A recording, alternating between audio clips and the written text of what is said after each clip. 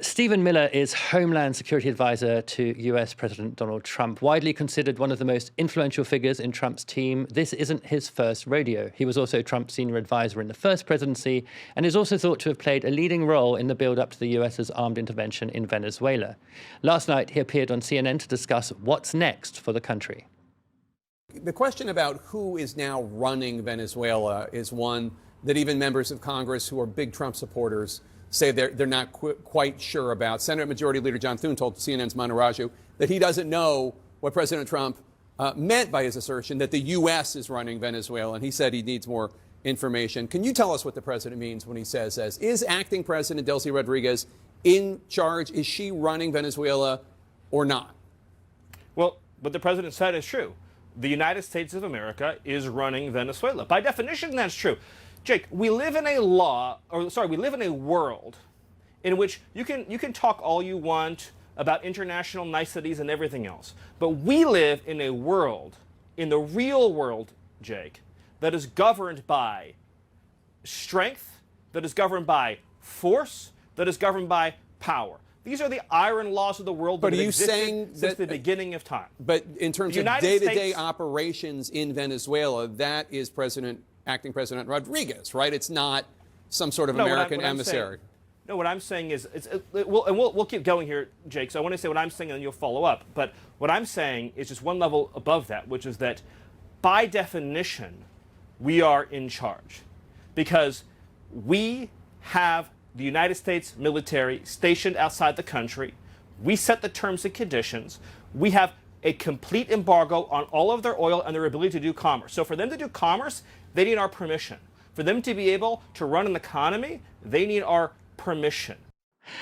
I sort of feel like Stephen Miller is sometimes sent out to make Trump look reasonable. You know, sort of like send out the really gruesome henchman, and then, you know, the emperor looks more, you know, princely in some way. But it is kind of astounding to hear someone just, you know, go full Hobbes in that kind of way. You know, international niceties. Really, it is just tooth and claw. That's the reality of the world that we live in the 21st century, and it's a reality that's existed since, you know, the dinosaurs. That's the idea of zero progress. Humans are no better than, you know, wild animals on the savannah. Miller was also asked about the possibility of Venezuela's opposition, led by this year's Nobel Peace Prize winner Maria Corina Machado, returning to power. Why does the president think that Machado should not be the next leader? Why does he think she's weak? First of all Venezuela experts agree, that it would be absurd and preposterous for us to suddenly fly her into the country and to put her in charge. And the military would follow her, and the security forces would follow her. This is not a serious. It's not even a serious question. So should there be an election? Let me. If you give me the floor for 30 seconds, let me tell you what we are doing here, Jake. The United States. This is sort of foundational. The United States is using its military to secure our interests unapologetically in our hemisphere. We're a superpower, and under President Trump, we are going to conduct ourselves as a superpower. Now, Machado certainly seems to have been quick to understand how things are now going to work. The Washington Post reported on Monday that part of Trump's reasoning behind abandoning the opposition leader was that she had taken the Nobel Peace Prize that was awarded to her last year, rather than immediately giving it to President Trump. This was Machado on Fox News last night. Did you at any point offer to give him the Nobel Peace Prize? Did that actually happen? I had read that somewhere. I wasn't sure if it was true. Well, it hasn't happened yet, but I certainly would love to be able to personally tell him that we believe the Venezuelan people, because this is a prize of the Venezuelan people, certainly want to give it to him and share it with him. What he has done, as I said, is historic. It's a huge step towards a democratic transition. Kieran, I just wanted to come to you on this because, you know, there is something so imperial about this, the idea that people have to sort of prostrate themselves before the empire and offer him the emperor and offer him baubles in order to get his support. I mean, I don't have a lot of time for Machado. I was like very unimpressed by the fact that she was, cheering on the possibility of full-on regime change in Venezuela. Something that would lead to the deaths of loads and loads of people over the weekend. But it seems like humiliation is the name of the game now. If you want to get Trump on side, and even when you do humiliate yourself, it's not necessarily going to be on your side unless it's in his interests. Yeah, absolutely, Stephen. But she is there for it. She is there for it.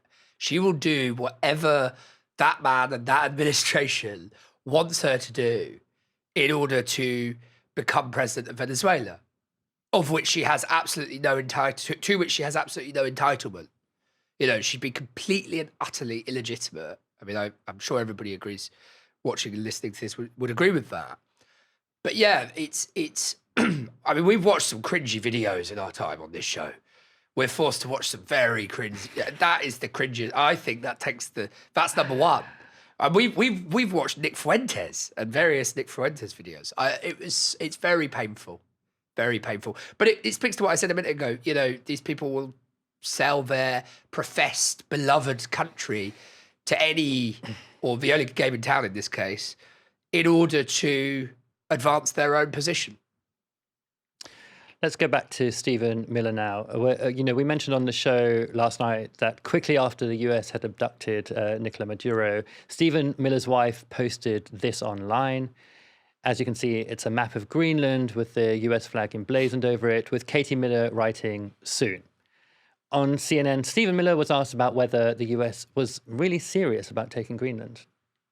It has been the formal position of the US government since the beginning of this administration, frankly, going back into the previous Trump administration, that Greenland should be part of the United States.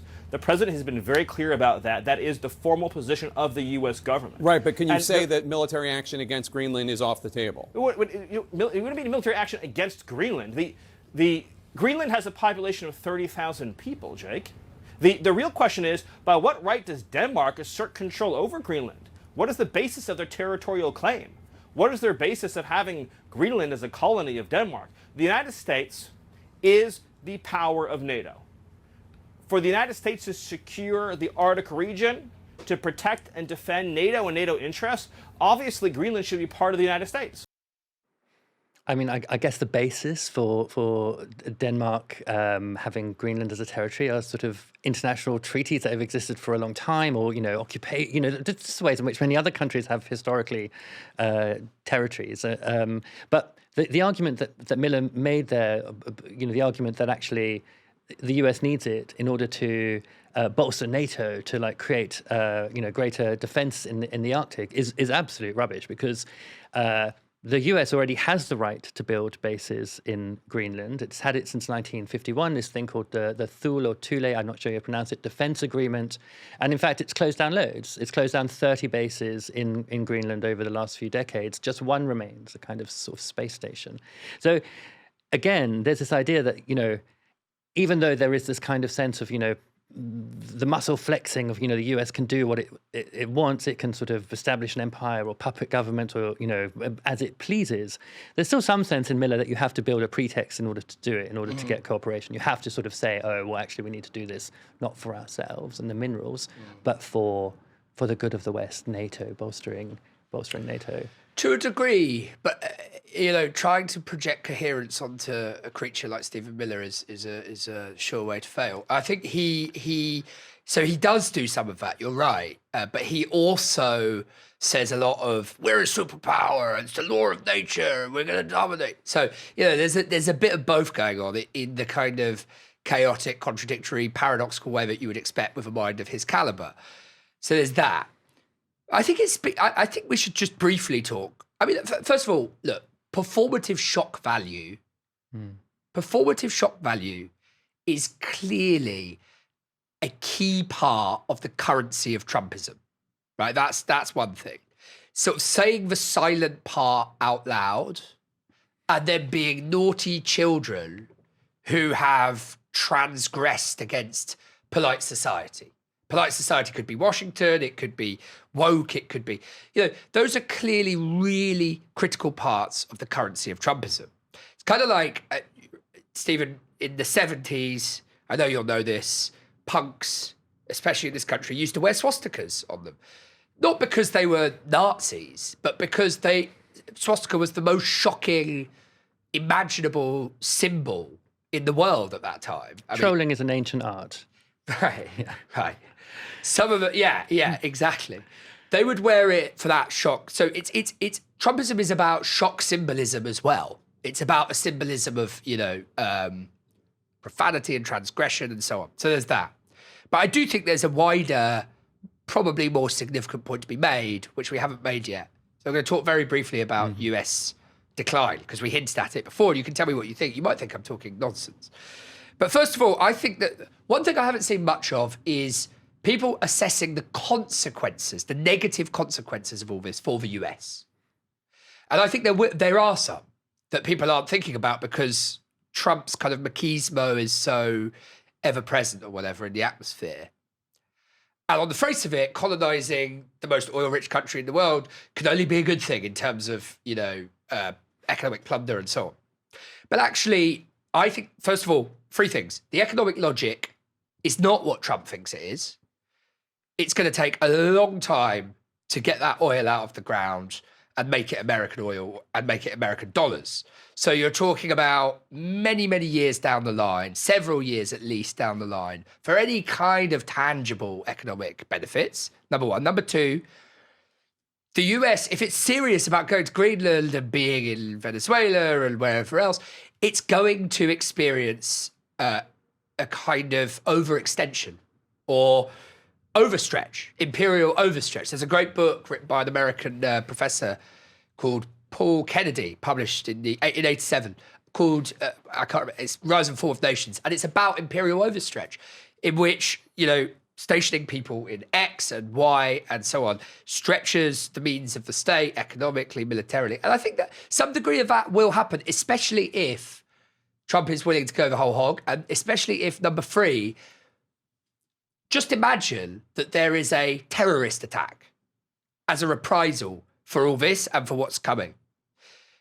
Imagine if there's a terrorist attack on US soil or in any of these countries that kills US citizens, US personnel, if there's a targeted attack on a US military base, if any servicemen or women die trying to secure these territories for no immediate discernible economic benefit, I think that you'll see public sentiment turning against this pretty quickly. Yeah, you're right about. You're certainly right about public sentiment. Or you'd have to sort of exponentially compound what you're doing internationally in order to offset the sentiment by having another war or something. Right. But I think what you're so right is about the costs of imperialism, the costs of maintaining dependent states or puppet regimes, or annexing things and maintaining the annexation. You can think about global politics. People may disagree, but you can think about global politics as sort of having its own kind of evolutionary force behind it. And there's a reason that over the course of the 20th century, big states moved away from raw imperialism to a much softer imperialism. And one of those reasons is that it's a lot cheaper to do that. It's a lot cheaper to influence other states via furnishing them with contracts or with development funds, by making friends. It's also possible to sort of get away with all kinds of exploitation by doing that as well, cheaply. Hard imperialism is expensive. Maintaining in Venezuela, maintaining a sense of peace. We're already seeing movements around Rodriguez, the possibility of, for example, other players within that government, doing a coup, a lack of, there are police forces out, quelling the local population in various areas already. There are cross currents in Venezuela that were going to need to be managed, and that's going to be hard to manage in order to maintain the kind of peace that's required to set up the infrastructure to extract that oil, and then to do the extraction and the shipping and so on and so forth to the refineries on the US southern coast. That is all going to cost a lot of money, and that's only one country, let alone having a plan to sort of take out Colombia or Cuba or annex Greenland. I mean, but maybe they're crazy enough to try it. I don't know.